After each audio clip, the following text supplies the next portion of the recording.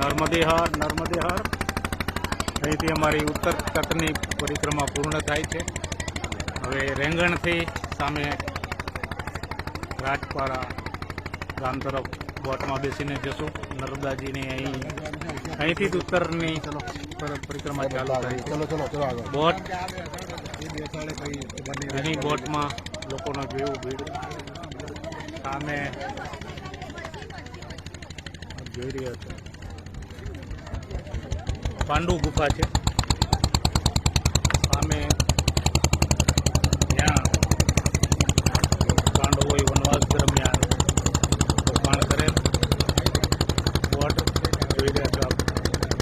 પરિક્રમા અમે તિલકવાડાથી ચાલુ કરી અને રેંગણ ગામ સુધી ત્યાંથી રાજપાડા ગામ પૂર્ણ થશે।